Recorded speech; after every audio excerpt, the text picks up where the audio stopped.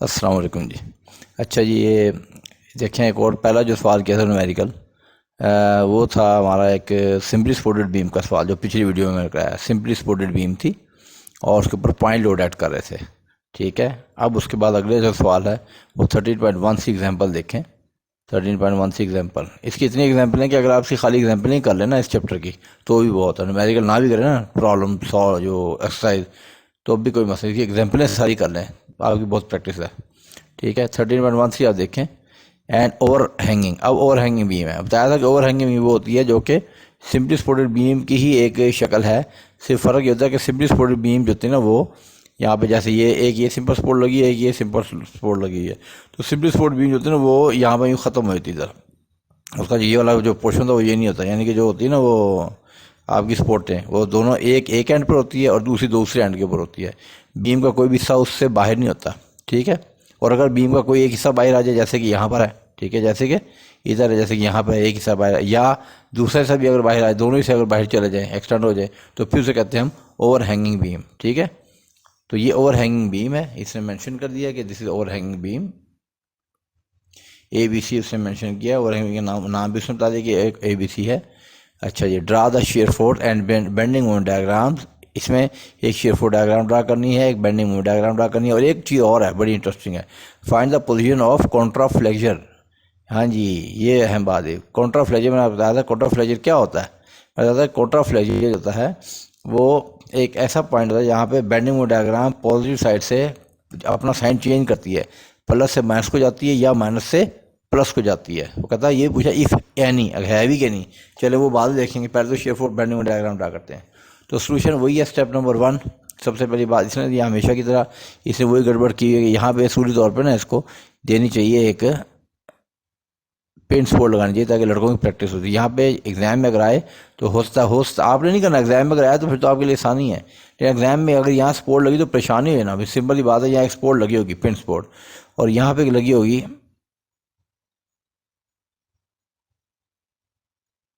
Roller sport लगी होगी। ठीक है, इस तरीके से ये रोलर स्पोर्ट लगी होगी। ठीक है, तो आपको इस तरीके से मिलेगा, ऊपर लोड लग रहा है UDL, this is UDL। UDL uniformly distributed load, यानी ऐसा लोड जो पूरी बीम के ऊपर जिसका जो फैलाव है वो यकसा है, यूनिफॉर्म है, यकसा है। इसकी रेशो भी उसने बताई है 4.5 किलो न्यूटन पर मीटर। इसका मतलब 3 मीटर ना, अगर हम इसके हिस्से कर लें, हम कहते हैं लेटर सपोज समझाने के बता रहा हूँ मैं आपको। मैं कहता हूँ जी 1 मीटर ये है, यहाँ तक 1 मीटर ये है, मैं कहता हूँ जी 1 मीटर ये है, और मैं कहता हूँ जी इधर वाला पोर्शन ये 1 मीटर है। ठीक है, और ये वाला 1 मीटर अलग है। ठीक है, अब आप देखिए बीम जो है ना, टोटल बीम की लेंथ जो है ना वो 4 मीटर है। बीम की लेंथ जो है वो यहाँ से लेकर और यहाँ तक है, लेकिन बीम का जो स्पैन है ना, स्पैन SPAN, वो 3 मीटर है।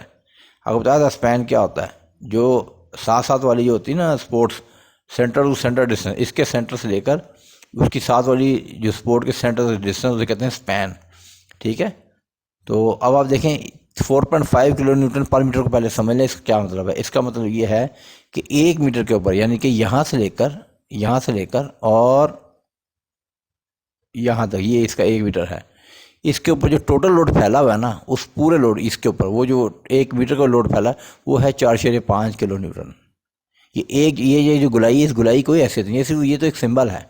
तो 4.5 न्यूटन यहाँ फैला है, फिर इसका अगला जो 1 मीटर उस पर भी 4.5 किलो न्यूटन फैला हुआ है, फिर जो उससे अगला है जो उस पर भी 4.5 न्यूटन फैला है यहाँ तक, और उसके बाद अगला जो है वो आखिरी ये जो ओवर हैंग पोर्शन है, ये जो पोर्शन बाहर को एक्सटेंड हुआ है, एक्सटेंड मैंने बढ़ा हुआ है, इसे कहते हैं over hang portion, over hang portion, ये भी 1 मीटर है। ठीक होगी बात। तो ये सिचुएशन है, इसकी आपने शेयर फोर्स डायग्राम ड्रा करनी है, इसकी आपने बेंडिंग डायग्राम ड्रा करनी है। तो यहाँ पे इसी के से ये लगी होंगी, सपोर्टें लगा दी हैं यहाँ पे। तो अब हमने क्या करेंगे, सपोर्टें लगाएंगे। सबसे पहला जो स्टेप क्या होगा, हमें इसकी फ्री बॉडी डायग्राम ड्रा करनी होगी। जब फ्री बॉडी डायग्राम ड्रा करते हैं तो हम क्या करते हैं, अब ये मैं सब कुछ साफ करने लगा हूँ। तो फ्री बॉडी डायग्राम ड्रा करते तो हम सपोर्ट को हटाएंगे, क्योंकि ये पिन सपोर्ट है। मैंने आपको बताया था पिन सपोर्ट 2 रिएक्शन दे सकती है, एक एक्स डायरेक्शन दे सकती है और एक वाई में दे सकती है। लेकिन क्योंकि एक्स डायरेक्शन में हमारे पास इस पूरी बीम के ऊपर एक्स डायरेक्शन में कोई फोर्स लग ही नहीं रही, इस रुख पर कोई फोर्स नहीं लग रही, तो ये वाला रिएक्शन भी नहीं आएगा, तो ये रिएक्शन ख़त्म हो गया। तो ठीक है, ये वाला रिएक्शन ये नहीं देगी, ठीक है। तो ये कौन सा रिएक्शन देगी, ये रिसिव रिएक्शन देगी, ये वाला वर्टिकल रिएक्शन देगी, ये जो इसने ब्लू से दिखाया है, ठीक है। ये एक वर्टिकल रिएक्शन देगी। ये वर्टिकल रिएक्शन क्यों देगी, क्योंकि ये जो लोड है, ये यूडीएल जो है, ये सारा नीचे को अटका रहा है, सारा लोड बीम के ऊपर रखा हुआ है। बीम तो ये ब्लैक कलर दिखाई है, लोड डाउनवर्ड ऐड कर रहा है, तो ये डाउनवर्ड करेगा तो इसको बैलेंस करने के लिए ये अपवर्ड रिएक्शन देगी। और एक यहाँ जो रोलर सपोर्ट लगी है, रोलर सपोर्ट आपको पता है कि एक ही रिएक्शन दे सकती है, इसमें गुंजाइश ही नहीं है। ये तो पिन सपोर्ट है जो दो दे सकती है, देगी कितने उसका डिपेंड करता है कि एक्शन कितना है, बाहर से लोड किस हिम्मत में लग रहा है।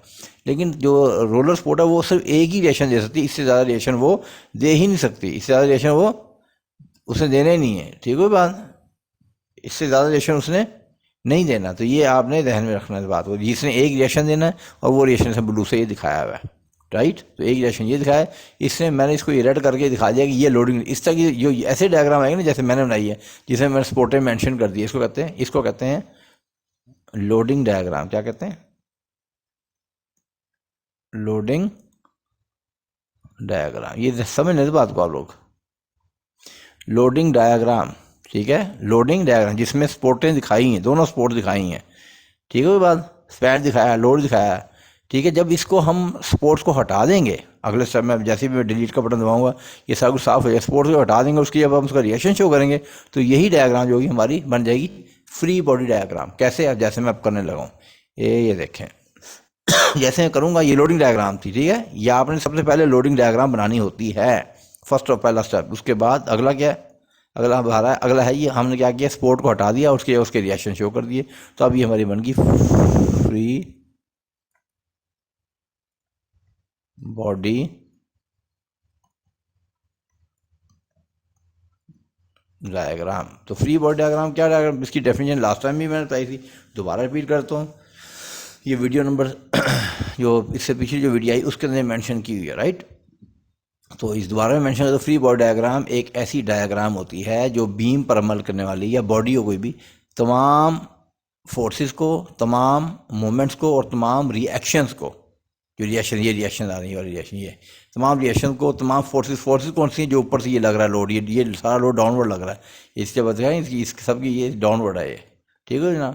तो और उसके मोमेंट आप कहेंगे मोमेंट कहाँ गया, लाजिम बात है जो डाउनवर्ड लोड लगेगा तो लोड दो काम करेगा, तो वो बीम को नीचे गिराने की कोशिश करेगा, सीधा वर्टिकली मूव कराने की, और दूसरा वो बीम को या क्लॉकवाइज या एंटी क्लॉकवाइज रोटेट करने की कोशिश करेगा, राइट। तो फ्री बॉडी डायग्राम वो तमाम फोर्सेस, तमाम मोमेंट्स और तमाम रिएक्शन को शो करती है, उसे कहते हैं फ्री बॉडी डायग्राम। तो वो अब यहाँ पे हमने कर दिया है कि ना इसकी रिएक्शन शो कर दिए, लोड शो कर दिया, और यहाँ पे ना सारी स्पोर्टों का इफेक्ट आ गया। ये अब हमारी फ्री बॉडी डायग्राम बन गई FBD, ठीक है ना। तो ये फ्री बॉडी डायग्राम। अब फ्री बॉडी डायग्राम का ये हो गया स्टेप नंबर 2। पहला था लोडिंग डायग्राम ड्रा करो, वो तो हमने देख के पेपर से, क्वेश्चन पेपर से, किताब देख के ड्रा कर देते हैं। उसके बाद समझ लो वो तो है ही ना, स्टेप अंडरस्टूड की बात। तो हमारा स्टेप नंबर 1 होता है ड्रा फ्री बॉडी डायग्राम। तो हमने ड्रा फ्री बॉडी डायग्राम कर ली। लोडिंग डायग्राम हमारा पहला स्टेप नहीं होता, देखो वो तो हमने देख के ऊपर ड्रा करनी है ना, क्वेश्चन पेपर देख के या बुक से देख के, वो तो गिवन होती है, वो तो गिवन है। पहला स्टेप क्या है, सोल्यूशन में, सोल्यूशन का पहला स्टेप है ड्रा फ्री बॉडी डायग्राम। जब डायग्राम ड्रा होगी तो स्टेप नंबर 2 क्या है कि यूजिंग इक्वेशन ऑफ इक्विलिब्रियम, अब हर दफा लिखने की जरूरत नहीं, मुझे बता दिया equations of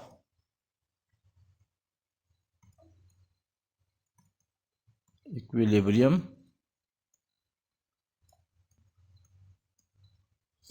find reaction. Equation of equilibrium को आपने यूज़ करके आपने रिएक्शन निकालने हैं, आपने रिएक्शन निकालने होते हैं, राइट। तो वो कैसे निकालेंगे, वो ये देख लें, यहाँ पे उसने निकाला जो सामने। सबसे पहले देखिए 2 होती हैं इक्वेशन, दोबारा फिर याद कर देता हूँ। नंबर 1 है sum of all the vertical forces must be 0 and sum of all the moments must be 0। तो ये 2 इक्वेशन होती हैं, आपने इन दोनों को इस्तेमाल करना होता है, राइट। तो उसने यहाँ भी यही किया है कि first of all let's find out the reactions RA and RB। जो A के ऊपर सपोर्ट लगी थी उसका रिएक्शन है RA, जो B पर लगी उसका रिएक्शन है, इसे कहते हैं आप RA, दिस इज RA लिख सकते हैं आप आराम से, और इसको आप कहेंगे RB, दिस इज RB। तो ये आर है और ये आर बी है, आपने आर ए और आर बी दोनों निकालने हैं। उसके लिए कहता है सबसे पहले, वो आपकी मर्जी है कि पहले इसको यूज़ करते हैं इक्वेशन को या पहले इसको यूज़ करता है। सबसे पहले कहता है ना आप take reaction about A, take moments about A, और उसके लिए कहता है कि sum of all the moments about A must be zero. ठीक है, मोमेंट्स दो ही तरह के होंगे ना, क्लॉकवाइज होंगे या एंटी क्लॉकवाइज होंगे, या बीम क्लॉकवाइज घूमेगी एंटी क्लॉकवाइज घूमेगी। तो क्लॉकवाइज को एंटी क्लॉकवाइज के बराबर कर दो। तो उसके लिए वो मोमेंट ले रहा है अबाउट ए, इस पॉइंट को फिक्स करता है, जिसके मोमेंट लेता है ना वो फिक्स हो जाता है, यानी अब वो नहीं घूमता, वो अपनी जगह पर इसी नुक्ते पर रहेगा। बीम इसके गिर्द घूमेगी, बीम क्लॉकवाइज ऐसे घूमेगी, एंटी क्लॉकवाइज ऐसे घूम सकती है। ठीक है जनाब। तो उसने क्या किया, सबसे पहले देखा आर बी का एरो किधर को, ऊपर को है। तो आप देखें ये इस बीम को, जब आर बी की बात करें ना बाकी सबको भूल जाएं आप, बाकी भूल जाएं, फिर भूल जाएं कि ऊपर लोड है। आर बी इसको ऐसे एंटी क्लॉकवाइज घुमा रही है, ऊपर को है ना एरो ऊपर को है, तो इसको ऐसे घुमाएगी। तो आर बी हम मोमेंट ले रहे हैं अबाउट ए, आर बी का फासला 1 से 3 है, तो आर बी मल्टीप्लाई बाई 3 ये आ गया, एंटी क्लॉकवाइज मूवमेंट बराबर है, ये हमारे एंटी क्लॉकवाइज मूवमेंट है। It must be equal to sum of all the clockwise movements. Clockwise movement कौन कौन से, क्लॉकवाइज मूवमेंट हमारे दो हैं वो दो हैं। वो आप कहेंगे वो कैसे, मैं बताता हूँ दो कैसे। देखें वैसे तो पूरा यूडीएल एक ही है, लेकिन इस वाले जो ये वाला हमारा जो पॉइंट लो लग रहा है ना, इसने इसके दो हिस्से कर दिए। अब चाहें तो इसको एक के तौर भी आप ले सकते हैं, आपकी चॉइस है, मसला कोई नहीं। चाहें तो उसको दो कर सकते हैं। इसने एक ही ले लिया, उसने क्या किया 4.5 किलोमीटर पर मीटर है, तो टोटल कितना मीटर है, यहाँ से 4, तो उसने क्या 4.5 मल्टीप्लाई बाई 4, तो आ गया, ये टोटल लोड आ गया, ये टोटल लोड है। ध्यान में रखें 4.5 किलोमीटर 1 मीटर के ऊपर है। उसने टोटल हमारे पास यहाँ से यहाँ तक 3 मीटर है, और फिर 1 मीटर ये 4 मीटर, 4 से ज़रब दी, अभी तो हमारे पास टोटल लोड निकला है। It is total load W, बड़ा डब्ल्यू। ये किलोमीटर पर मीटर ये स्मॉल डब्ल्यू होता है, ये small W rate of loading. जो कैपिटल डब्ल्यू है टोटल वेट है। ठीक है, टोटल लोड है 4.5 मल्टीप्लाई बाई 4, अब ये हो गया। अब ये तो होगा, लेकिन आप देखो ये फैला हुआ है, ये लोड नीचे को अमल कर रहा है। अब सवाल है कि हमने लेना मोमेंट अबाउट ए, तो याद रखें हमेशा यूडीएल जो होता है ना, हमेशा उसके सेंटर जितने हिस्से पे फैला हो ना, उसके सेंटर में उसका सेंट्रॉइड होता है, सेंटर में उसका लोड का सेंट्रॉइड होता है, सेंटर ऑफ ग्रेविटी जिसे आप बोलते हैं। अगर ये 4 है तो इसको इसका ये 4 है, तो 4 का सेंटर क्या होगा 2, तो इसका मतलब ये कि यहाँ करके आएगा यहाँ। तो हम इसको यूँ मेंशन करेंगे, आपको समझाने की बता रहा हूँ। ये डब्ल्यू जो है ना, ये वाला डब्ल्यू, ये डब्ल्यू जो हमने निकाला है कौन सा 4.5 मल्टीप्लाई 4, इस पूरे यूडीएल को हमने कन्वर्ट कर देते हैं। हम ये अज्यूम करते हैं कि हमने यूडीएल की जगह हमने एक पॉइंट लोड लगा दिया, वो जो एरो वाला होता है जो एक जगह पर रहता है, एक लगा दिया। कैसे 4.5 मल्टीप्लाई बाई 4 जितने से फैलाव करके एक हमने पॉइंट लोड लगाया और उसके सेंटर पे लगा दिया। ठीक है, वो सेंटर पे जब हमने लगाया, यहाँ पे लगाया, तो इसका फासला यहाँ से कितना है, ये डिस्टेंस यहाँ से है 2 मीटर।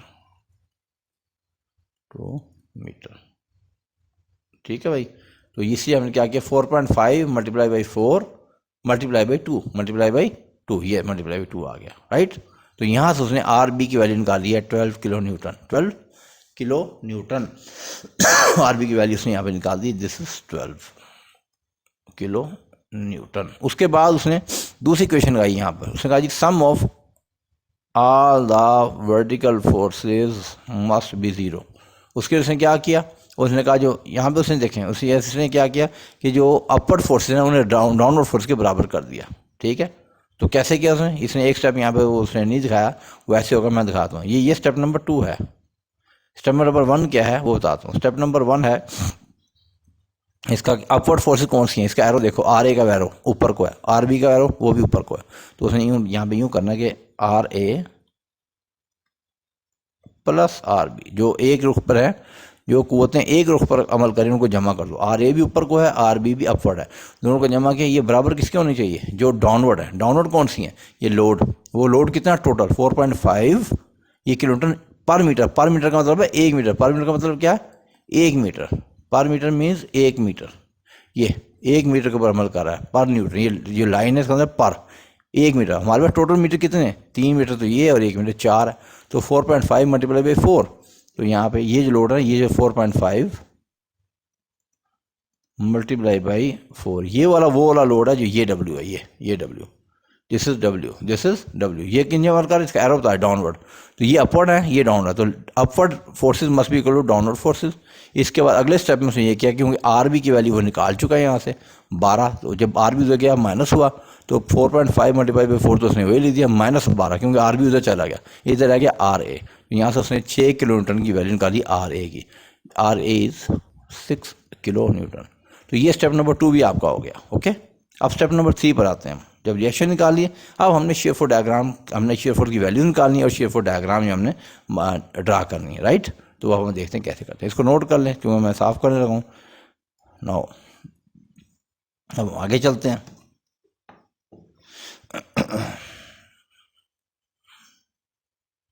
देखें, इसने उसको आपकी आसानी के लिए इसने दोबारा यहाँ पे फ्री बॉडी डायग्राम ड्रा कर दी इसने यहाँ पे, this your free body diagram. ये फ्री बॉडी डायग्राम है, उसे फ्री बॉडी डायग्राम में सबसे पहले देखें, आपको बताया था कि शेयर फोर्स के step number 3, this is your step number 3 के find shear force values, shear force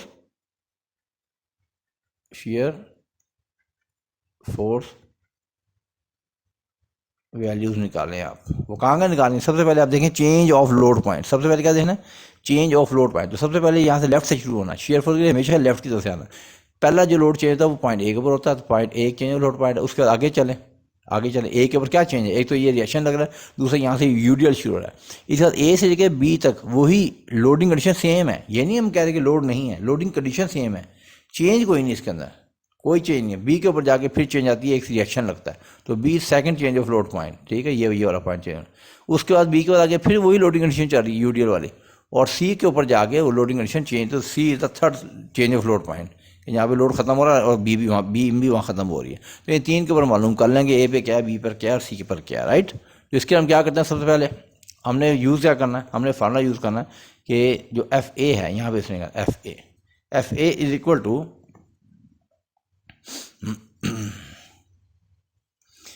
F A, मैं यहाँ यहीं पे कर देता हूँ, F A is equal to sum of all the vertical forces from the left side, जब अब हम ए के जब लेफ्ट से आएंगे, ए के लेफ्ट से, यहाँ मैंने बताया था कि आपको लास्ट टाइम मैं समझाई दी बात आपको, यहाँ से आपने एक सेक्शन खींच लिया करें इमेजिनरी, इससे बड़ी आसानी होती है। ए इधर, फिर अगला बी है, बी के फ़ौरन बाद, क्योंकि ए के बाद आ गया, फिर बी के बाद आ गया, बी के थोड़ा बाद है ये, ठीक है। ये यहाँ पर, और यहाँ पे क्योंकि सी के बाद बीम खत्म हो रही है, हमने रहना तो बीम के ऊपर है, तो ये थोड़ा सा इसके अंदर रख के बिल्कुल सी के साथ यहाँ पे खींच रहे हैं, ठीक है बाद नाम। तो sum of all the forces from the left, A के लिए, ए के लेफ्ट के ऊपर कौन सी फोर्स है, 6 किलो न्यूटन, तो बस यही है F A equal two plus, क्योंकि बताया था जो अपवर्ड फोर्सेज हैं वो पॉजिटिव शेयर फोर्स बनाएंगी, अपवर्ड जो डाउनवर्ड फोर्स हैं वो नेगेटिव शेयर। तो आप देखें ये 6 किलो न्यूटन आ गया, ये आज हम आगे बात करते हैं एफ बी के लेफ्ट से आए, एफ बी के लेफ्ट से आए। अब एफ बी के लेफ्ट के ऊपर क्या था और करना, मैं दोबारा इसको सही करके ड्रा करता हूँ। ये देखें जरा,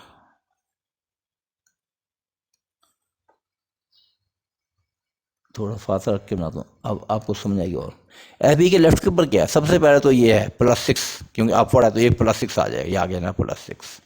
उसके बाद क्या है जनाब, दूसरा है ये +12, तो जनाब ये +12 भी आ गया, ठीक है जनाब। और ए और बी के दरमियान क्या नज़र आ रहा है आपको भाईजान, ए और बी के दरमियान यूडीएल है जो कि 4.5 किलो न्यूटन पर मीटर है, और फासला कितना है दोनों का, ए और बी 3, तो 4.5 मल्टीप्लाई बाई 3, ये 1 मीटर पे, हमें तो पूरे 3 मीटर पे चाहिए, 4.5 मल्टीप्लाई बाई 3, तो उसने ये किया 4.5 मल्टीप्लाई बाई 3, यहाँ उसने एफ बी की वैल्यू निकाली 4.5 किलो न्यूटन, ठीक है। क्योंकि ये डाउनवर्ड है, लोड नीचे को अमल कर रहा है, तो इसको मनफी में कर दिया, ये माइनस में आ गया है, इट इज़ इन माइनस, और ये आर ए और आर बी जो अपवर्ड है, तो ये जनाब हमने प्लस में लगाए थे, ये प्लस है और ये भी प्लस है। उसके बाद आप आ जाए सी के ऊपर, अगला पॉइंट सी, तो यहाँ भी हम ये करें sum of all the forces from the left side, ठीक है जनाब। पहले ये ऐसे किया था, ऐसे हमने एफ बी किया कि F B is equal to sum of all the vertical forces from the left side. अब वही हम ये करेंगे एफ सी, बल्कि इसको ब्लू से कर लेते हैं, F C sum of all the vertical forces, ये भी फ्रॉम द लेफ्ट साइड, ये भी फ्रॉम द लेफ्ट साइड, ठीक है। सी के लेफ्ट से आए, ये इधर का है, ये इधर का है और ये इधर का है।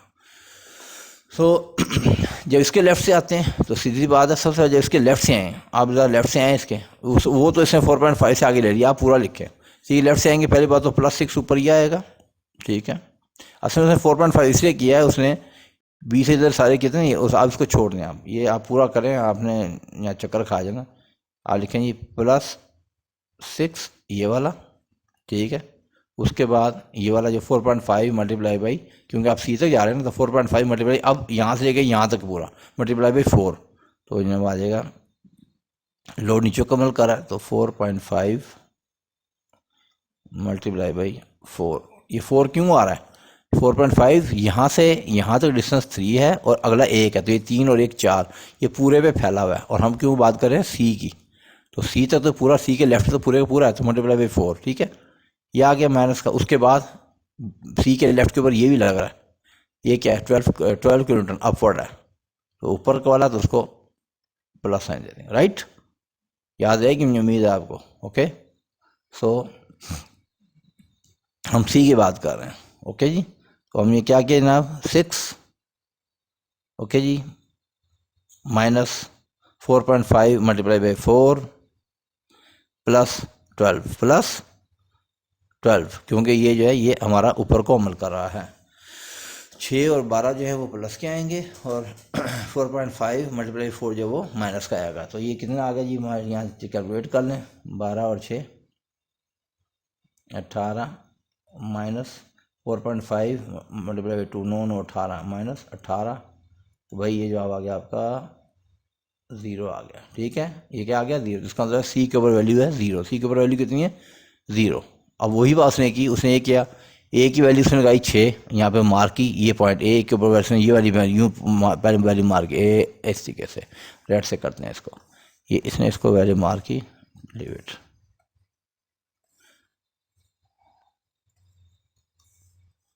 ये वैल्यू मार्क की पहले 6 + 6, ठीक है, ये होगी। बी के ऊपर वैल्यू 4.5 है, बी के ऊपर वैल्यू 4.5, बी के ऊपर वैल्यू उसने 4.5 लगा दी, उसने वैल्यू लगा दी 4.5।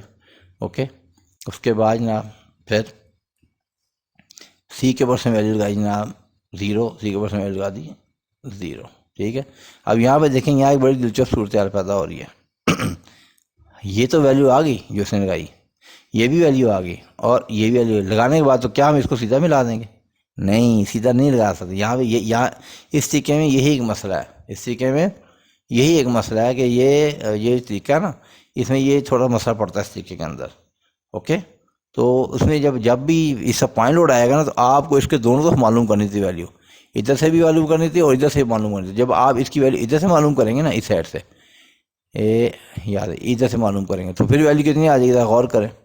एफ बी के, ये एफ बी के ऊपर, एफ बी के राइट के ऊपर और एफ बी के लेफ्ट के ऊपर, एफ बी के राइट के ऊपर और एफ बी के, तो जब एफ बी के लेफ्ट के ऊपर आएंगे ना, तो आप देखेंगे 6 -4.5 मल्टीप्लाई बाई 3, यानी जहाँ पॉइंट लोड आ जाएगा यूनिट के बीच में, उसके दोनों तरफ मालूम करनी है, क्योंकि पॉइंट लोड के से शेयर फोर्स की वैल्यू बदलती है। तो ये आ जाएगा जनाब 6 -15 और ये 12 और 1 13, ये 13.5, तो 13.5 में +6 निकालेंगे तो आ जाएगा -7.5, तो वो -7.5 उसने यहाँ पे मेंशन किया है, दिस इज -7.5 माइनस। तो जहाँ भी याद रखना, आपने भूलना नहीं है कि जहाँ भी यूडीएल के बीच में कहीं कोई पॉइंट लोड आ जाए या रिएक्शन हो जाए, तो उसके दोनों तरफ आपने निकालनी है, उसके दोनों तरफ निकालनी है, भूलना नहीं है आपने, ठीक है। आपने यूं करना है कि एफ बी के राइट से निकालना है और एफ बी के लेफ्ट से निकालना है, ठीक है जी। तो याद रहेगी बात, भूलना नहीं है इस बात को, ठीक है जी। ये हमने कैसे निकाला, +6 -4.5। अब इस तरीके में अगर आप गौर करेंगे तो इस तरीके में आपको ना, इस तरीके में थोड़ा आपको कन्फ्यूजन हो जाएगी, इस तरीके में हल्की सी कन्फ्यूजन है। मैं अभी कन्फ्यूजन को एक और तरीके से दूर करता हूँ, इसी को, ये तो आपने कर लिया, इसको नोट कर लें आप लोग। मैं आपको इस तरीके इसको इससे भी अच्छे आसान तरीके हल करता हूँ, बहुत आसान हल है, आपको कोई करेक्शन जरूरत नहीं पड़ेगी, कन्फ्यूजन भी आपकी दूर होगी। देखें कैसे गौर करना। अब एक दूसरा तरीका जिससे मैं पहले कर दिया, खुरमी का तरीका है ना, जिससे ये निकालनी वैल्यू निकालनी है, मैं बताता हूँ। अब आपने शेप डायग्राम ड्रा करनी है, आप कहें सिंपल, आप कोई कैलकुलेशन करें ना, मैं कहता दूसरा तरीका ये अल्टरनेट, आप कोई कैलकुलेशन नहीं करें, आपने ये बना ली, देखें ना, गौर कीजिएगा अभी आप, सब कुछ आप ही आ जाएगा खुद ही। ये देखें, ये आपकी फ्री बॉडी डायग्राम है, this is your free body diagram, free body diagram, okay. अब आप गौर करना, जिस समय बताऊँ ये सारी सब कुछ आपने शुरू करना, मैंने आपको कहा था लेफ्ट से शुरू करना, आपने लेफ्ट को यहाँ से, आपने लेफ्ट यहाँ से शुरू करना है इधर से, ठीक है। जो बता रहा हूँ उसके अंदर आ जाए, 6 किलोमीटर जा रहा है, किधर को जा रहा है, एरो ऊपर को, और क्योंकि ये पॉइंट लोड है, जब जंप करेगी जिस तरफ को एरो जा रहा है, एरो की तरफ जंप करेगी अपनी जगह पे रहते हुए, यहीं पे जंप करेगी और सीधी जाएगी, ये बन जाएगा कहाँ, कितना जंप करेगी, जितनी इसकी वैल्यू है यहाँ पे जाएगी, तो ये वैल्यू आ गई 6, तो ये इसकी 6 वैल्यू यहाँ पे आप लिख देंगे, 6 वैल्यू। मेरी बात समझ आ गई। उसके बाद ए के बाद अब आप देखेंगे आगे अगला जो लोड है, अगला पॉइंट लोड कहाँ है, अगला पॉइंट लोड, अब आप देखें ए से अगला पॉइंट लोड बी के ऊपर है, ध्यान रखिएगा, ठीक है बात। अब आपने देखना ए और बी के दरमियान में क्या कोई लोड अमल कर रहा है, अगर तो ए और बी के दरमियान में कोई लोड एक्ट कर रहा है, जैसे कि यहाँ ऐड कर रहा है, फिर तो कैसे करें मैं बताता हूँ, लेकिन अगर कोई फ़र्क कोई यहाँ पे लोड ना होता तो फिर ये डायग्राम सीधी जाती स्ट्रेट, जैसे पिछले सवाल में गई थी जो मैंने पिछली वीडियो में कराया था। लेकिन क्योंकि यहाँ पर यूडीएल एक्ट कर रहा है, क्या एक्ट कर रहा है, यूनिफॉर्मली डिस्ट्रीब्यूटेड लोड, तो अब इसका मतलब ये है कि जब यूनिफॉर्मली डिस्ट्रीब्यूटेड लोड एक्ट कर रहा है तो बीम, ये लोड तो नीचे को अमल कर रहा है, ये सारे का सारा लोड नीचे को अमल कर रहा है इस तरीके से, तो इसका मतलब है कि ठीक है। और ये यूडीएल है, ये कोई पॉइंट लोड नहीं है, ठीक है। अगर तो ये पॉइंट लोड होता, अगर तो ये पॉइंट लोड होता तो जैसे यहाँ पे इसने ऊपर को जंप किया, ऊपर को इसने जंप की, यहाँ से आपने ड्रा करते हैं सीधे ऊपर ले जाना डायग्राम को, इस समय जाए, ये रेड लाइन जाए, ये यूँ सीधी डायग्राम। अब यहाँ क्या आके आप रुक गए, अब अगला पॉइंट जहाँ पे पॉइंट लोड या रिएक्शन, यानी पॉइंट लोड या रिएक्शन नहीं, यानी ऊपर से यूँ लाइन ऐड करी एक, या नीचे से ऐड करी, अब नीचे से यहाँ पे ऐड करी वाला, ये 12 किलोमीटर ऐड कर रहा है, अपवर्ड है, ये रिएक्शन है। इस तरह का आपने यहाँ पे आप देखना, इसके बीच में यूडीएल ऐड कर रहा है, आपने टोटल यूडीएल निकालना है कितना है, यहाँ से लेके यहाँ से टोटल यूडीएल कितना है, ये आपको कैलकुलेट करना है। वो आप बेशक रफ करें, नीट दिखाने की जरूरत नहीं है आपको, क्या आप नीट दिखाएं, आप देखें कितना है ए से बी तक टोटल लोड कितना है, 3 तो 4.5 किलोमीटर तो पर मीटर है, तो आप ऐसे करेंगे जी 4.5, ये पर मीटर, तो हमारे पास मीटर कितने, ए से बी तक 3 मल्टीप्लाई बाई 3, तो 3 ये आ गए ना 15, 3 12 और 1 13, ये बन गया 13.5, ठीक है। और ध्यान में रखें ये लोड नीचे का ऐड कर रहा है, तो इसका मतलब ये माइनस का होगा, -13.5, -13.5, इसका मतलब है कि इस टाइम हम कहाँ पर खड़े हैं, या इसने हमें ऊपर पहुँचाया था यहाँ पर, और हमारे पास अब इस पोजीशन क्या है -13.5, तो 6 से हमने इस पॉइंट से 6 से नहीं, इस पॉइंट से 13.5 नीचे जाना है, तो किससे, या इससे, इस पॉइंट, जिस पॉइंट पर हम खड़े हुए हैं, जीरो लाइन की बात नहीं कर रहा, इस लाइन से, जब इससे हम 13.5 नीचे जाएंगे तो 6 तो हम पहले ही ऊपर हैं, आपको नजर आ रहा है, हमने इससे 13.5 नीचे जाना, तो 6 पहले ये कवर करेंगे, 6 ये कवर करेंगे, ठीक है। और 13.5 6 मनफी कर देना, खुद ही पता लग जाएगा आपको, आ जाएगा -7.5, इसका मतलब हमें -7.5 मजीद चाहिए, नीचे और नीचे जाना है, ठीक है। 6 ये नीचे जाएगा और 7.5 और नीचे जाएगा, और ये 7.5 की नई पोजीशन कहाँ बनेगी, अगला जो पॉइंट लोड है, तो यहाँ पे 7.5 नीचे लोड, यहाँ पे इस तरीके से निशान लगा दें। अब आप देखें टोटल यहाँ से जब गिरेगी डायग्राम नीचे पहुँचेगी, पहले ये 6 वाला फासा तय करेगी, ये 6 वाला, और फिर 7.5 ये तय करेगी, तो 6 और 7.5, 6 को 7.5 को जमा करो माय डियर, तो पता लग जाएगा आपको क्या आता है, ये बन जाएगा आपका 13.5, ये वाला, ये वापस आ जाएगा 13.5 टोटल लोड जितना नीचे को, ठीक है।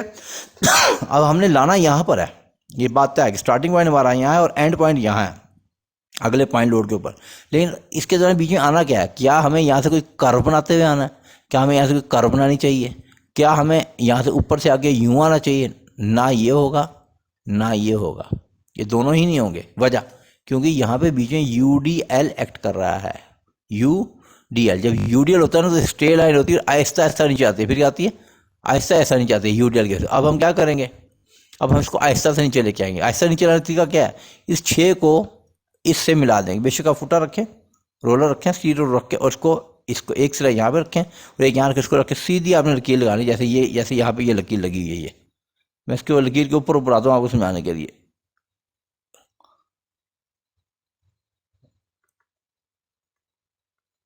तो जनाब हम यहाँ से यूँ आ जाएंगे, मेरी बात समझ आ गई। दोबारा बताता हूँ, 6 ऊपर के और वहाँ से यहाँ जब ये आ गए यहाँ पर पहुँच गए इसके ऊपर, तो उसके बाद हमने देखा कि अगला पॉइंट लोड कहाँ है, अगले पॉइंट लोड की पोजीशन पर पहुँचे और देखा दरमियान में क्या है। अगर तो यूडीएल है तो उस यूडीएल को मल्टीप्लाई करके डिस्टेंस से टोटल लोड निकाला, और टोटल लोड जितना आया 13.5 उसमें से ये 6 को मनफी कर दिया। ये जितनी बनी 7.5 बी पे उतना नीचे लगाया निशान, और इसको सी रूट से सीधा हमने निशान लगा, हम नीचे आ गए। ओके, अब बी पर क्या सिचुएशन है, अब बी पर पहुँच गए बड़े आराम से। एक इंक्लाइंड, एक स्ट्रेट, ये स्ट्रेट लाइन है, और इंक्लाइंड जिसे हम कहेंगे स्ट्रेट इंक्लाइन लाइन। अब बी पर क्या पोजीशन है, 12 किलोमीटर लोड है, रिएक्शन है ये एक, और ये पॉइंट रिएक्शन एक पॉइंट, ये यूडीएल नहीं है 12 का, ये पॉइंट एक पॉइंट पे ऐड कर, जैसे 6 था ये भी पॉइंट था। यहाँ भी शेरफोर्ड डायग्राम ने जंप किया था, यहाँ भी जंप करेगी किधर को, जिधर को एरो किधर को, ऊपर को है। हम नीचे कितना खड़े हैं, 7.5। हमने यहाँ से ऊपर जाना, जहाँ पे खड़े थे वहाँ से ऊपर जाना है। यहाँ से जब 12 ऊपर जाएंगे, यहाँ से इस पॉइंट से हमें 12 ऊपर जाना है, 12 ऊपर जाना है। कहाँ जाना है, 12। तो पहले तो 7.5 ये कवर करेंगे, 0 पर आएंगे। 7.5 पहले ये कवर करेंगे, ऊपर आएंगे। और बाकी ऊपर कितना जाना है, वो आप बड़ा आसान तरीका है। 12 में से 7.5 को मनफी कर दो, तो ये आपको आ जाएगा 4.5। तो पहले तो यहाँ हमने यहाँ से लेकर ना इस से लेकर और यहाँ तक ये पूरा डिस्टेंस 12 है। यहाँ से हम 12 ऊपर की तरफ मूव करेंगे, ऊपर की तरफ हम सीधी लाइन का तो ऊपर जाएंगे, ये हम ऊपर गए और यहाँ पहुँच कर यहाँ पे हम लिख देंगे 4.5। जैसे हमने यहाँ पे 6 लिखा था, यहाँ लिखा 6 लिखा था, जैसे ये वाला 6 लिखा था। यहाँ पे हमने यहाँ पे 7.5 लिख दिया था, यहाँ पे लिखेंगे 4.5 लिखेंगे। वो यहाँ 12 लिखेंगे जो यहाँ पे लिखना ना, वो फासला लिखना, यानी इस पॉइंट का फासला बेस लाइन से 4.5 है, इस पॉइंट का फासला बेस लाइन से 7.5 है, इस पॉइंट का फासला बेस लाइन से 6 है।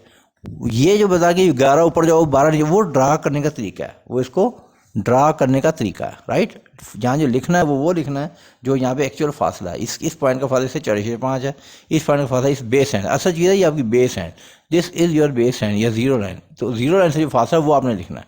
अब जब यहाँ पहुँच गए ऊपर 4.5, अब बी से हमने अगला देखना कोई पॉइंट लोड है, हम देखते हैं आगे कोई पॉइंट लोड, बीम खत्म हो रही है। जहाँ बीम खत्म हो रही है और करने की बात है, क्या बी और सी के दौरान कोई लोड है, हाँ जी है। कितना है जी, यूडीएल है। अच्छा जी, अब क्या करेंगे हम, तो कितना फासला 1 मीटर, और यूडीएल की रेट क्या 4.5, तो 4.5 multiply by 5, sorry 4.5 multiply by 1, ये वाला डिस्टेंस मल्टीप्लाई बाई 1, तो कितना ये हमारे पास 4.5 किलोमीटर आ गया। इसका मतलब ये लोड किधर को मुड़ कर रहा है भाई, डाउनवर्ड ऐड कर रहा है नीचे को। तो इसका मतलब यहाँ से डायग्राम में नीचे आना है, और जब सी पर पहुँचेगी तो टोटल कितना नीचे आना है, सी तक, बी से सी तक जाते थे 4.5 नीचे आना है, 4.5 नीचे आना है। तो हम तो पहले 4.5 खड़े हैं, तो जब नीचे आएंगे तो कहाँ आना चाहिए हमें, ये जीरो लाइन पे। तो हमने इसको निशान लगाना और फिर उसके बाद हमने इसको इससे मिला देना। इस तरीके से ये हमारी शेयरफोर्ड डायग्राम कंप्लीट हो जाएगी। जिससे शेयरफोर्ड डायग्राम, देखिए ये प्लस साइन है, ये माइनस साइन है, और ये फिर प्लस साइन है। ओके, तो इसको आपने याद रखना है। इस वीडियो को बार बार देखें ताकि आपको पता लगे यूडीएल के लिए, यूडीएल चाहे यूनिफॉर्मली डिस्ट्रीब्यूटेड, यूडीएल चाहे सिंपली सपोर्टेड बीम पे लग रहा हो, यूडीएल चाहे और हैंग बीम पे लग रहा हो जैसे यहाँ लग रहा है, यूडीएल चाहे कैंटिलीवर पर लग रहा हो, कैंटिलीवर का सवाल भी मैं कराऊंगा, जिस पे भी लग रहा हो तरीका यही जिसके मैंने इसको अमल कर दिखाया आपको।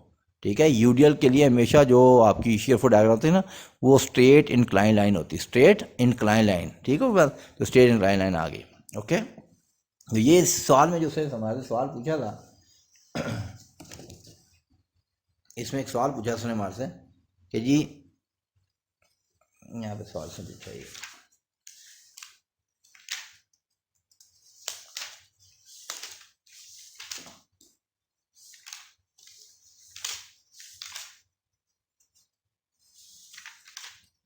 यहीं दे रहे हैं, छोड़ें उसको, बुक को हम यहीं से दे देते हैं। उसने कहा कि bending diagram find the point of counter of flexure, point of counter of flexure कोई है तो वही मालूम करे, वो मालूम कर ले तो कोई मसला नहीं।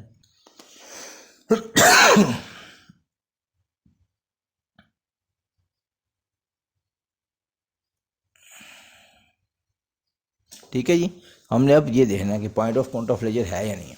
ओके, तो point of counter of flexure तो बेंडिंग डायग्राम से पता लगेगा, लेकिन यहाँ पे हमें शेयरफोर्ड डायग्राम से हमें एक बात पता लग गई है, याद रखें। शेयरफोर्ड डायग्राम आप देखें कौन से पॉइंट को शेयरफोर्ड डायग्राम जीरो लाइन से गुजरी, पॉइंट एम के ऊपर।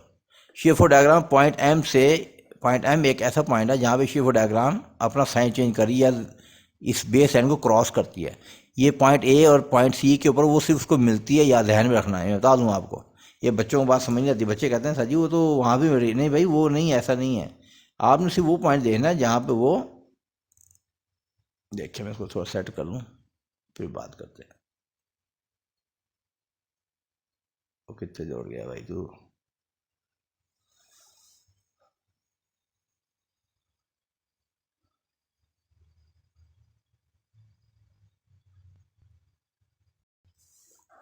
अच्छा जी अब आप देखेंगे इसमें यहाँ पे ये यहाँ पे पॉइंट एम के ऊपर शेयर डायग्राम बेस एंड को क्रॉस करती है।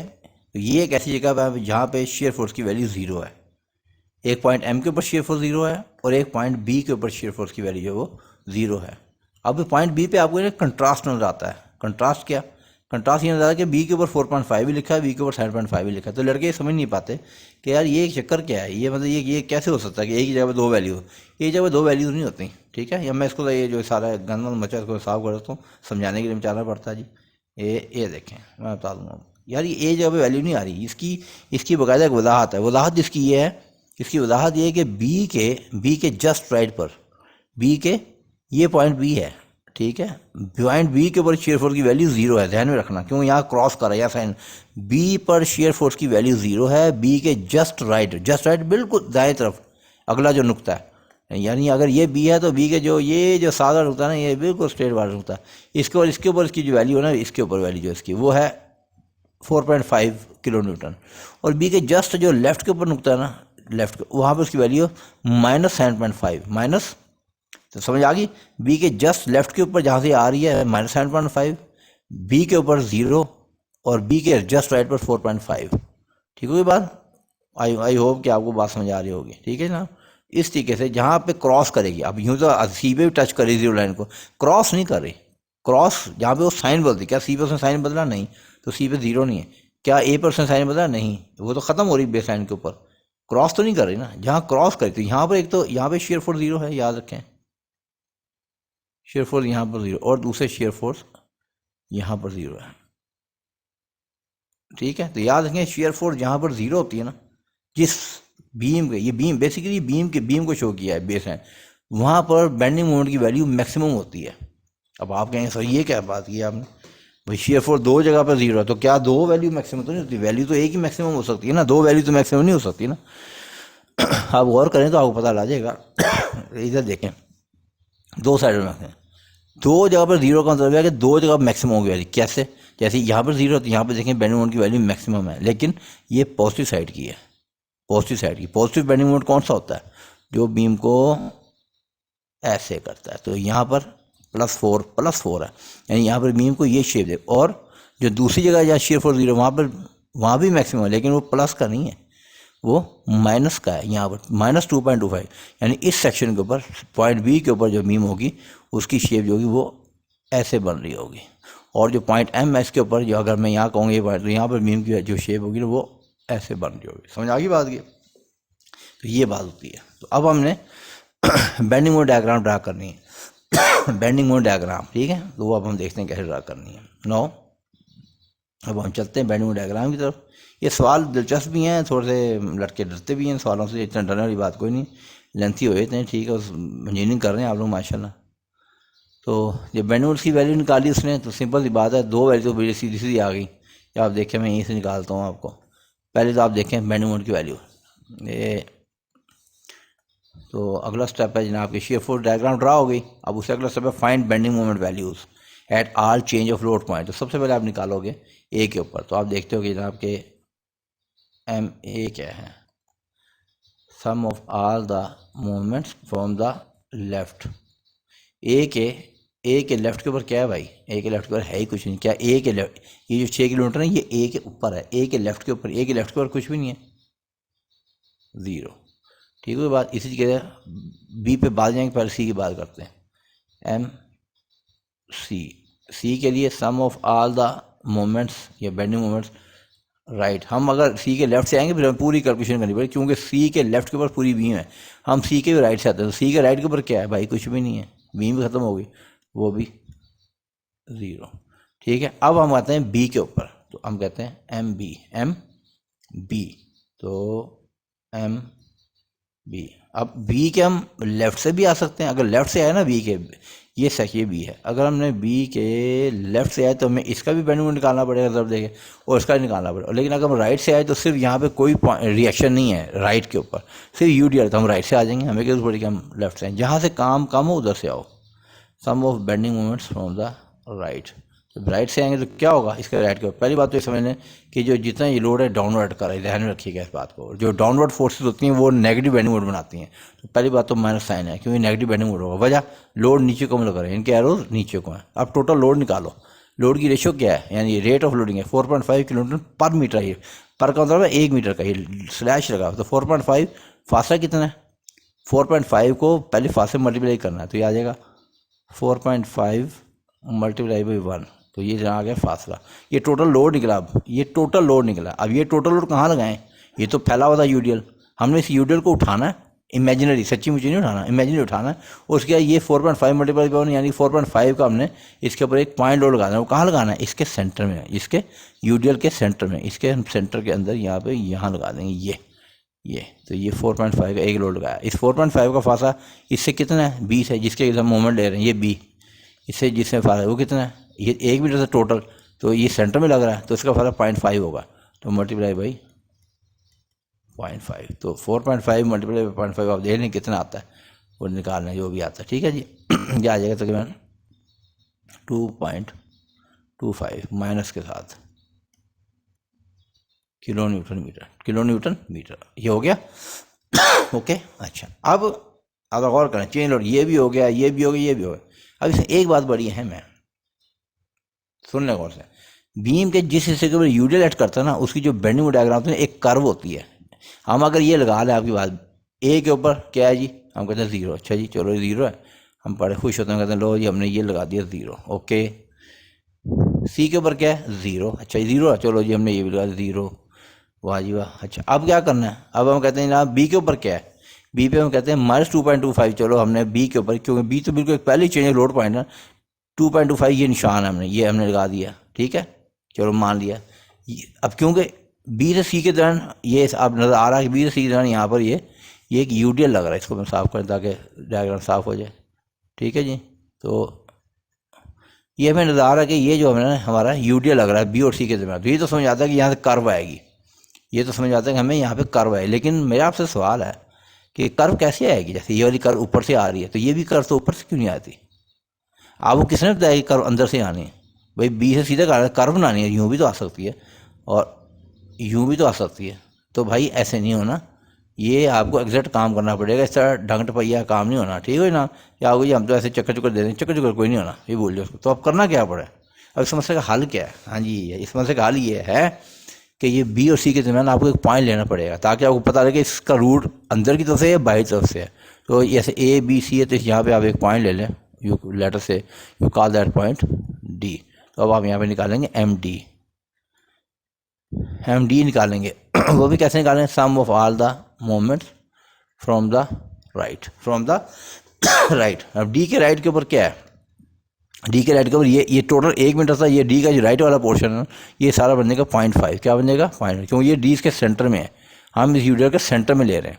तो ये पहली बात तो रेट ऑफ लोडिंग है 4/5, तो पहले तो टोटल लोड निकालो, लोड नीचे को मल कर रहा है तो नेगेटिव -4.5 मतलब एक का आधा कितना होता है, ये पहली सेंटर, ये वाला जो डिस्टेंस है ये वाला डिस्टेंस, ये 0.5 मीटर है, तो मल्टीप्लाई 0.5, तो माइटर ये तो पहले तो ये क्या निकला है, ये मोमेंट नहीं निकला है, खुश होने की जरूरत नहीं। अभी ये सिर्फ हमने टोटल लोड निकाला है, 4.5 तो 1 मीटर होता है, हमने 0.5 मीटर को भी निकालना है, ये आ गया। अब इस लोड को लगाना कहाँ पे है, ये वाला जो लोड है, इस लोड को हमने ये जो पोर्शन है इसके सेंटर में लगाना है, इसके सेंटर में, यहाँ पर इसके सेंटर 0.5 के सेंटर में। तो इसका फासला सी से कितना है, ये फासला ये आप बता सकते हैं कितना, ये 0.25 है, ये कितना है 0.25, तो यहाँ पे 0.25 से मल्टीप्लाई करेंगे आप, 0.25 से, जब 0.25 से हम मल्टीप्लाई करेंगे तो फिर आपके बाद आपके पास वैल्यू आएगी जो भी आपने निकालनी है, वो जो वैल्यू आएगी ना वो आपके इसके सेंटर में, बी और सी के सेंटर में, वो वैल्यू यहाँ पर होगी, वैल्यू दिस वैल्यू, ये वैल्यू, ठीक हुई बात। ये मैं निकाल लेता हूँ बेशक, अभी मेरे पास टाइम कैलकुलेटर नहीं है वरना निकाल था, कि आप निकाल लें 4.5 मल्टीप्लाई बाई 0.5 मल्टीप्लाई बाई 0.5, ये 6.25 नहीं 0.5 का आधा, तो यहाँ से वाली किलो न्यूटन मीटर, तो तो वो फिर आप निशान ये जो पॉइंट डी हम मार्क करेंगे, ये पॉइंट डी है और मार्क करेंगे वगैरह में और डी कर उसका वैल्यू लगाएंगे। तो फिर आपको खुद ब खुद अब पता लग रहा है। ये दो बातें आपको पता हैं। क्या बातें पता? तो आपको ये बातों को पता है कि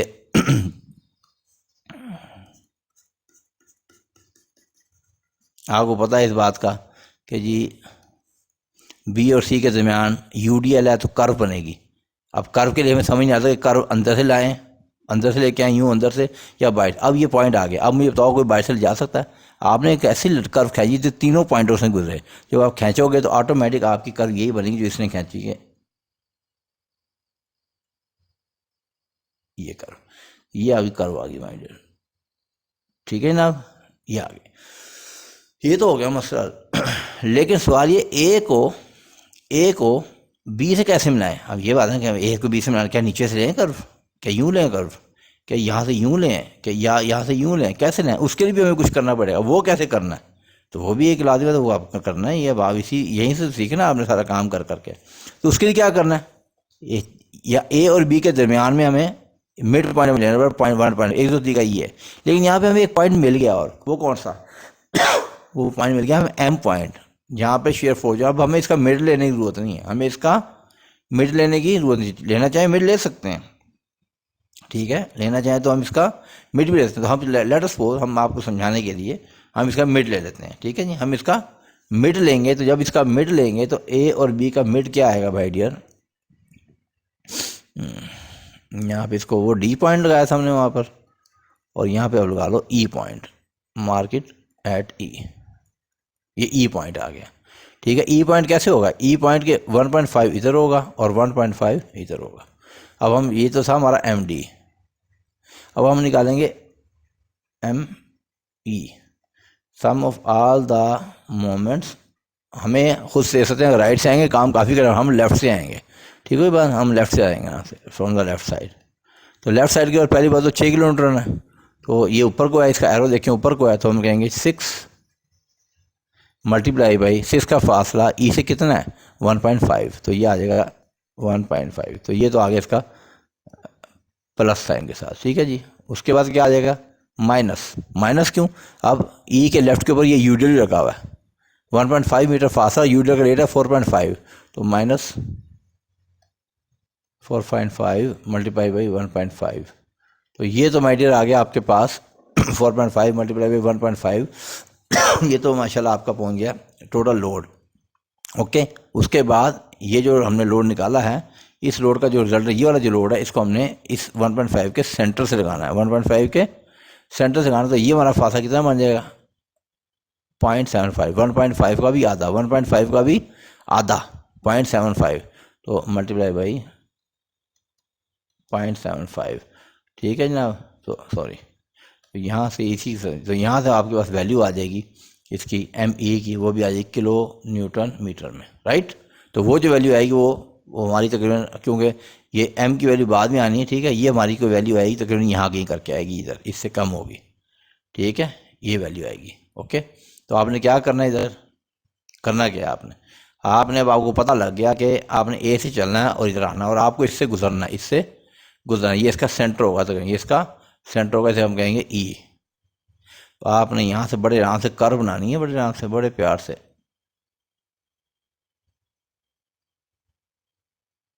ऐसे, और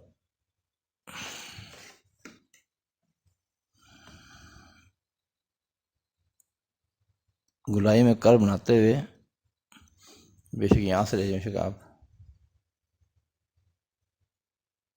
इसमें डिजिटल पैनल, इसमें बनाना मुश्किल होता है। ये वाह जी वाह भाई साहब, क्या काम दिखाया तुझे।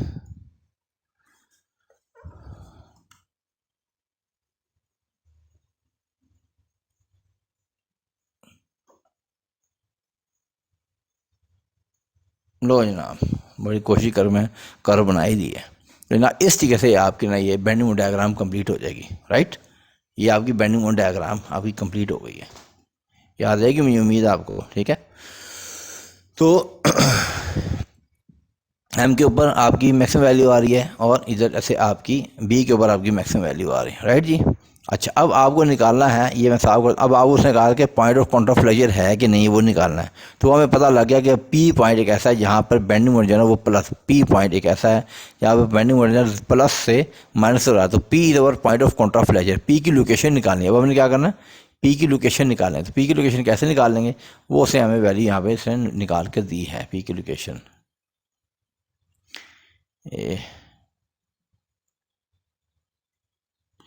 उससे पहले उसने एम की लोकेशन भी निकाली, तो वो भी निकालते हैं आपको, चलें वो भी निकालते हैं एम की लोकेशन। ठीक है, ये देखें, इसने एम की लोकेशन निकाली कि एम कहाँ पर है ये बताएं, वेयर इज एम। ठीक है, तो एम की लोकेशन निकालने के उसने क्या यूज़ किया, ये वाली ट्राइंगल, दिस ट्राइंगल, और ये ट्राइंगल, ये दोनों ने आपस में देखें, उसने ये सिमिलर ट्राइंगल बन गई। तो उसने सिमिलर ट्राइंगल क्या किया, लेफ्ट से फासला का, ये फासला में मालूम नहीं है ना, ये फासला उसने कहा जी एक्स डिवाइड बाई, ठीक है, एक एक जो ट्राइंगल है उसका परपेंडिकुलर डिवाइड बाई उसका बेस, तो एक्स ओवर सिक्स बराबर होना चाहिए जो दूसरी ट्राइंगल है उसका बेस है। उसका बेस कितना है ये तो हमें मालूम ही नहीं है, इसका बेस कितना है, लेकिन हमें ये पता है कि यहाँ से कि यहाँ तक फासला 3 मीटर है, यहाँ से यहाँ से फासला 3, तो 3 में से एक्स निकाल दो तो ये आ जाएगा, ये वाला बन जाएगा 3 माइनस एक्स, 3 माइनस एक्स, तो 3 माइनस एक्स डिवाइड बाई, और ये कितना है 7.5। ठीक है, यहाँ प्लस माइनस का कोई चक्कर नहीं है, ये हम ट्राइंगल के तौर पे ले रहे हैं। ये लगा के यहाँ से उसने उसने एक्स की वैल्यू निकाली, क्रॉस मल्टीप्लाई कर दें आप, पता लग जाएगा वो 7.5, इसको इससे मल्टीप्लाई कर दें, 7.5 X is equal to 18 minus 6x। ठीक है, इसको इससे मल्टीप्लाई कर दें, इसको इससे मल्टीप्लाई, जैसे क्रॉस मल्टीप्लाई किया करते थे। ठीक है, तो यहाँ से आपको पता लग जाएगा कि जनाब 1.5x 6 इधर आ जाएगा, सॉरी 1.5 क्यों आएगा, बल्कि ये तो जमा हो जाएंगे। तो ये जब 7.5 प्लस 6 एक्स इजिकल टू 18, और यहाँ से ये उसके बटे में चला जाएगा, तो एक्स की वैल्यू जो नहीं यहाँ से निकल आएगी, वो आएगी मीटर के अंदर, क्यों ये मीटर दी है, वो एक्स की वैल्यू उसने यहाँ पे निकाली है, एक्स की वैल्यू उसने आपको निकाल के दी है कि एक्स की वैल्यू कितनी आ रही है, वो दिखाता हूँ भी आपको। ठीक है,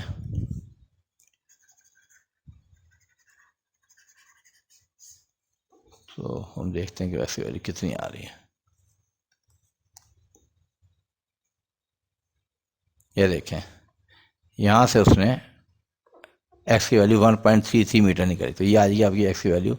ये आप कैलकुलेटर इस्तेमाल करें तो आपको खुद ही पता चल जाएगा, वैल्यू ठीक लिखी है मैंने यहाँ पे, क्योंकि इस टाइम मेरे पास कैलकुलेटर नहीं है, तो कैलकुलेशन आप खुद भी कर सकते हैं। ये हमारी वैल्यू आएगी 1.33 metre, X over six 3 minus X over 7, 3 minus X over, ये चीज़ हमने कर ली, और यहाँ से उसने एक्स की वैल्यू 1.33 मीटर निकाली, 1.33 मीटर, 1.33 मीटर, ये उसने एक्स की वैल्यू निकाल ली है।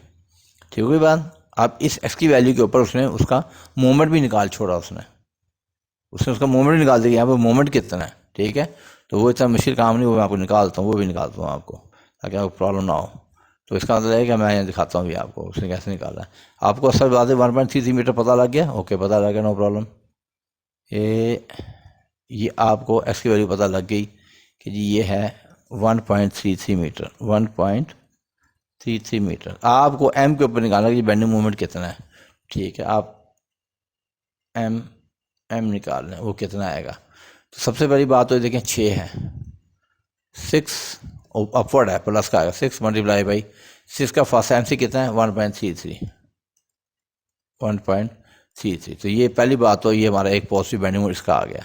ठीक है, उसके बाद यहाँ के एम होगा ना, मैं इसके ऊपर लगाता हूँ यहाँ पे, चलें समझाने के, यहाँ कोई एम होगा। ठीक है ना, उस एम के लेफ्ट के ऊपर एक तो ये था, ये हमने टच कर लिया, और फिर यूडीएल है, वो क्या है, वो नीचे को अमल कर रहा है, तो आ जाएगा -4.5 मल्टीप्लाई बाई कितने से फैला 1.33 के ऊपर, इसका फासला है 1.33, तो मल्टीप्लाई बाई 1.33, ये आ गया टोटल लोड, मल्टीप्लाई बाई उस टोटल लोड का जो हमने बनाया है उसको हमने लगाना है सेंटर में, इस 1.33 के सेंटर में, तो उसका फासला यहाँ से कितना आ जाएगा 1.33 डिवाइड बाई 2, तो यहाँ से उसने एम की वैल्यू निकाल ली, उसने एम इजिकल टू जो भी वैल्यू निकाली है किलो न्यूटन मीटर, वो कैसे निकाली है वो मैं अभी आपको दिखाता हूँ, नीचे वही वैल्यू से निकाली होगी। ठीक है, वो अभी दिखाते हैं अभी आपको।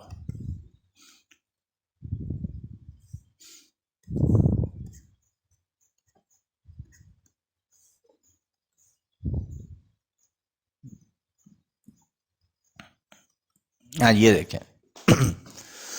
हाँ मैम, वही चीज़ जो हमने आपको निकाल दिखाई है। 6 × 1.33 ये आ गया, माइनस 4.5 × 1.3, 4.5 × 1.33 ये आ गया, multiply by 1.33 divide by 2, 4 kilometre. हाँ ये वैल्यू से निकाल दी, ये वैल्यू हम भी यहाँ पुट कर देते हैं जनाब। तो ये वैल्यू है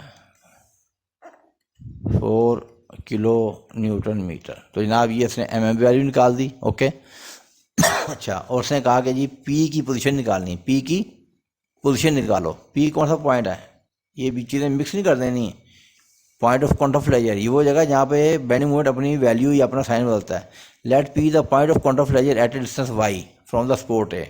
ठीक है, तो वो कहता है वो स्पॉट ए से उसका फासला ना, लाजमी बात है ये एक पॉइंट है, पॉइंट पी, तो इसका कोई तो फासला तो होगा ना, अंडरस्टूड सी बात है, पॉइंट ए से। उससे कहते हैं ये वाई है, वो क्या है फासला, उसे कहा this is why, this is why. अब इस वाई फासले को इसने रख के ना इसने इसका वो यहाँ पे निकाल दिया है, निकाला है इसने बेंडिंग मोमेंट। ठीक है, तो उसने बेंडिंग मोमेंट कैसे निकाला देख लें आपने, ये एम पी पे उसने लेफ़्ट के ऊपर से रख के निकाल दिया सारा, बिल्कुल लेफ़्ट के ऊपर रख के। मैं यही कर देता हूँ आप लोगों को, ताकि क्योंकि मेरे पास कैलकुलेटर नहीं, इसलिए मैं अवॉइड कर रहा हूँ। कैलकुलेटर में आज रखा है दूसरे कमरे में। तो ये पॉइंट है, हमने इसको निकालना, हमने कहा जी यहाँ निकाल लेते हैं। हम कहते हैं कि M P sum of all the moments from the left side. तो लेफ़्ट साइड के सबसे पहले क्या है जी, ये देखें और कीजिएगा। आपको फ्री बॉडी डायग्राम पे ले लेते हैं, वहाँ ज़्यादा आसान होगा आपके लिए। ये फ्री बॉडी डायग्राम है, यहाँ से हम देखते हैं। अच्छा जी, सबसे पहले हम कहते हैं ये हमारा पी पॉइंट है, फर्स्ट को हम कहते हैं पी पॉइंट हमारा यहाँ पर है, ये पी पॉइंट। हमें इसकी लोकेशन नहीं ना पता, तभी तो हम इसको वाई का, हम कहते हैं पी का फासला यहाँ से वाई है। ठीक है, ये फासला यहाँ से वाई है, ये हम कहते हैं। ओके, सो हम कहते हैं कि एम पी, हमने पी के बजाय 6 मल्टीप्लाई बाई वाई, क्योंकि 6 अपवर्ड है तो प्लस होगा, हम लिखेंगे जी 6y। ठीक हो जनाब। उसके बाद यहाँ से यहाँ तक यूडियल अमल कर रहा है, वो नीचे को अमल कर रहा है, तो मैं -4.5 multiply by Y, multiply by Y, multiply by Y. ठीक है, मेरे पास फॉलो कर रहे हैं, उम्मीद है फॉलो कर रहे होंगे। ठीक है, 6y, ठीक है, ये 6 किलोमीटर था, multiply by 4.5 into Y into Y over 2 into Y over 2 into Y over 2 क्यों लगाया? देखो भाई 4.5 किलोमीटर पर मीटर था, टोटल फैला था वाई के ऊपर, तो ये तो हमारा टोटल लोड आया है ए और पी के दरमियान में। और ये जो लोड टोटल आया है ये कहाँ पे अमल करेगा? वाई के सेंटर में, वाई के सेंटर। इसका फासला यहाँ से कितना होगा? वाई ओवर 2, तो वो वाई ओवर 2 कर दिया। ठीक है, अब हम कहते हैं कि as M P is equal to 0, M P तो 0 है। अब देखो यहाँ तो ये बेंडिंग मोमेंट डायग्राम है, तो ये तो पॉइंट पी के ऊपर तो बेंडिंग मोमेंट है ही 0, तो हम क्या कहते हैं यहाँ पे 0 पुट कर देते हैं। हम कहते हैं 0 is equal to 6y minus 4.5 का जो भी होता है 4.5 divide by 2 into Y square into Y. यही हमारी इक्वेशन बन गया। अब हमें इसकी जरूरत नहीं, अब हम इसको यहाँ से इसको हम गंद में साफ कर देते हैं और अपने नीचे जाते हैं यहाँ पर उसमें कैलकुलेशन, क्योंकि वहाँ पे हमें जवाब मिल जाएगा न्यूमेरिकल वैल्यू। ठीक है, आ जाओ नीचे, ये देखेंगे आप वही चीज़ मैंने लिखी है 6y 4.5 इंटू वाई ओवर 2। ये इस 4.5 को डिवाइड बाई 2 किया, उसने किया कि जी यहाँ मैं रीअरेंज करता हूँ, हम यहाँ पे y कॉमन लेते हैं दोनों में से और लिखते हैं 6 माइनस 4.5 डिवाइड बाई 2 आएगा 2.25। ठीक है, sorry 2.25 into Y is equal to 0। अब वो जैसे हम मैथमेटिकल अलजेब्रा क्या करते हैं कि या तो y इज इक्वल टू 0 है, अब y तो 0 नहीं हो सकता, या 6 minus 2.25 y is equal to 0, और यहाँ से उसने y की वैल्यू निकाल दी। उसने y की वैल्यू 2.67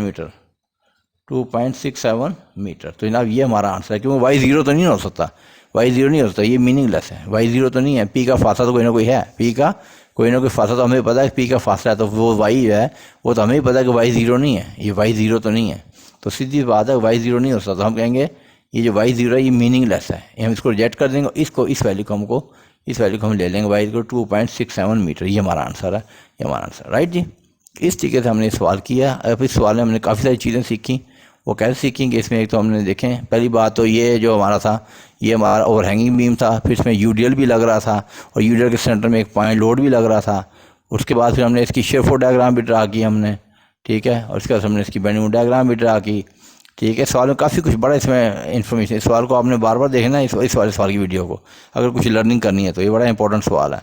और उसके बाद फिर हमने यहाँ पे हमने देखा कि इस सवाल में एक ख़ास बात ये थी कि इसमें हमने ये देखा कि मैक्सिमम बेंडिंग मोमेंट कहाँ पर आ रहा है। दो मैक्सिमम बेंडिंग मोमेंट आ रहे थे, जहाँ शेयर फोर्स ज़ीरो थी वहाँ पे एक साइड पे प्लस का बेंडिंग मोमेंट, और जहाँ शेयर फोर्स दूसरी जगह ज़ीरो तो वहाँ नेगेटिव का बेंडिंग मोमेंट, दो मैक्सिमम बेंडिंग मोमेंट आ रहे थे, एक प्लस का एक माइनस का बेंडिंग मोमेंट, ठीक है बात।